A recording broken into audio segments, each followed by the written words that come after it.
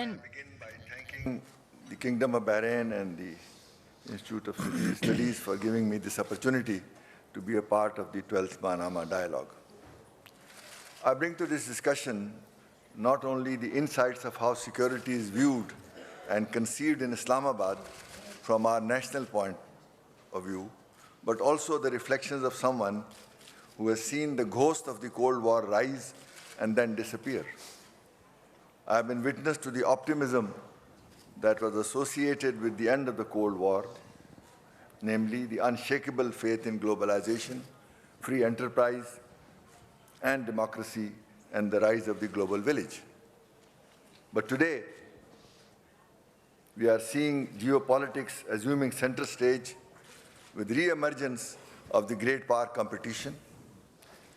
We see globalization being shunned and isolationism and populism across countries and continents on the rise.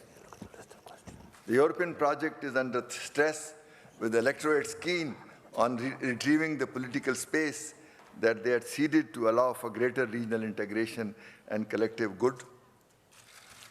The desire to resurrect barriers and build walls for stopping the movement of goods and people, in fact, a very basic survival instinct, is again becoming strong to ensure that economic, cultural, and religious security is only for the natives. We see communities and religions being narrowly defined. We see xenophobia on the rise.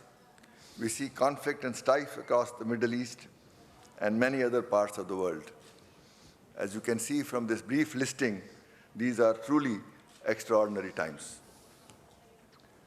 In order to evolve an effective security architecture for the nation or the region, we need to understand what is driving these new trends and how various countries are adjusting to them.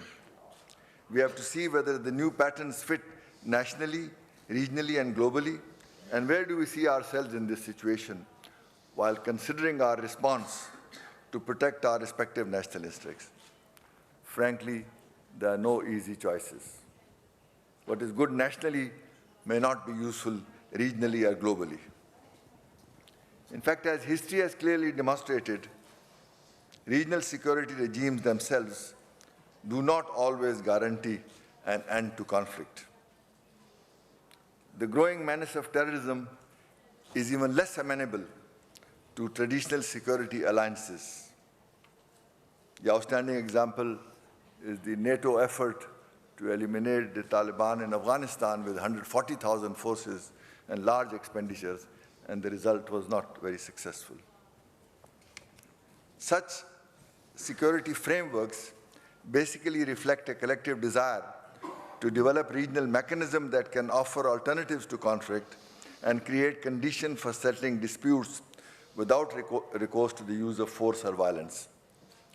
Providing comprehensive security is a huge undertaking because it includes all human, political, and socio-economic strengths and resources of a people, not just the sum total of their given military hardware and technology. This point was very clearly illustrated by Dr. Rad in his comments that unless the prerequisites are there, this architecture of security cannot be brought about.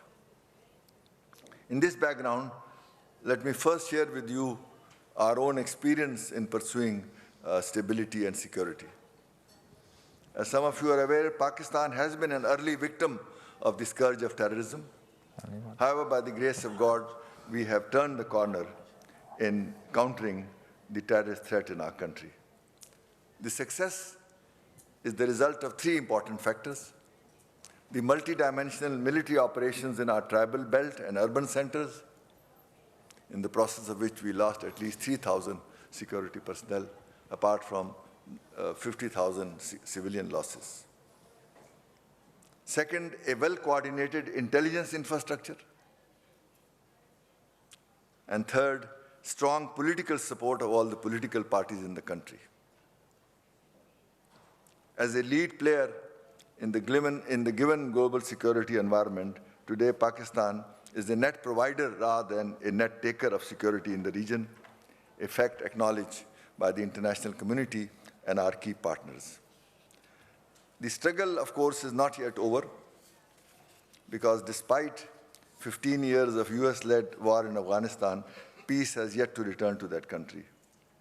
The Resolute Support Mission, comprising around 10,000 US troops, and its support to 350,000 Afghan security forces, currently face immense challenges in dealing with a very complex security situation. Pakistan firmly believes that efforts for bringing peace and stability to Afghanistan should be comprehensive, focused, and coordinated. Continued international support to Afghan government and its security forces is an important prerequisite. However, efforts for reconciliation between Afghan government and Taliban have to take the driving seat. Pakistan has expressed its unconditional support for any Afghan-led, Afghan-owned process in this regard. Effective national security architecture must include a forum for regular and comprehensive dialogue in order to deal with existing conflicts and manage the threat levels. While economic organizations like SAARC, ECO, and CAREC include Afghanistan, so far there is no regional architecture that can address these growing security threats. In this backdrop, the Shanghai Cooperation Organization, SCO, can potentially evolve as a regional organization with deeper focus on such issues. With the joining of Pakistan and India as members and Afghanistan and Iran as observers, the SCO is well placed to evolve an effective regional security framework. The organization already has a regional anti-terrorism structure to discuss approaches to combat terrorism and some cooperation on drug trafficking. Currently, there is also no regional organization for security cooperation in South Asia. Regional politics and security dynamics of South Asia are deeply linked with the prevailing issues and outstanding disputes. Pakistan believes that harmony and security in the region will remain hard to pin down if not focused on comprehensively moving forward. Effective regional security architecture in South Asia is therefore a prerequisite for long-term security of the neighboring region, including the Middle East. Pakistan has enjoyed historically close relation to this part of the world, especially with our friends and neighbors in the Gulf region.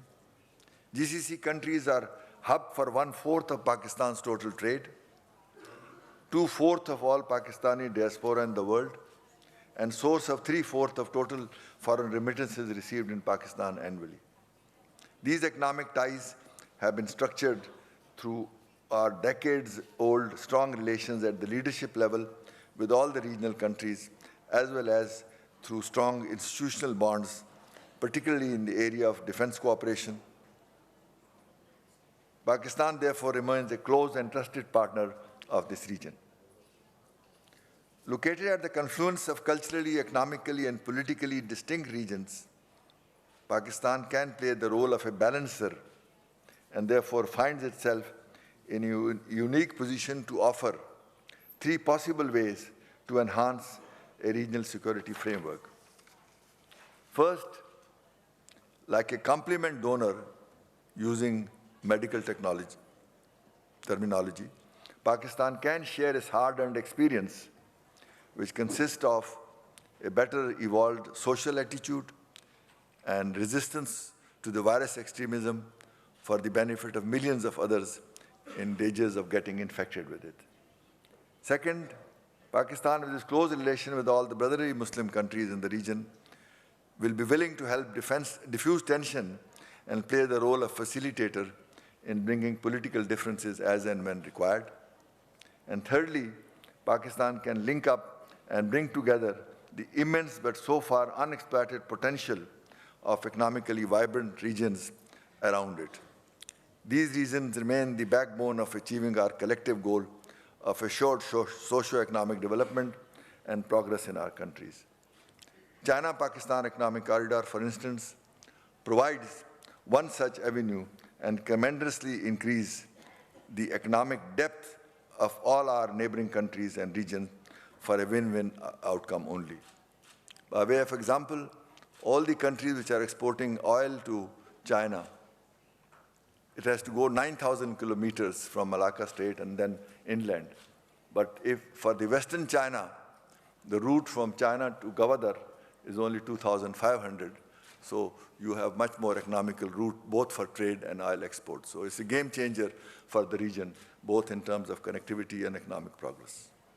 Let me therefore conclude by saying that the Middle East, given its rich history, strong cultural and religious traditions, abundant energy resources, and reasonably sized population, is blessed with huge potential to become an engine of growth, development, and prosperity in the world. It has all the reasons to become a role model and cause for hope for the more impoverished and conflict-ridden region of the world. We hope regional consensus would be evolved sooner so that we can ensure early resolution of the ongoing conflicts in the region, thus leading to long-term stability, not only here, but in all the adjoining parts of the globe. Pakistan, of course, remains ready to be a part of all the efforts that can help our Middle Eastern partners achieve these goals. We also hope that our partners will play similarly facilitating role for the early resolution of lingering tensions and security threats within South Asia, that is our region. With these words, I thank you and look forward to a rich discussion. Thank you.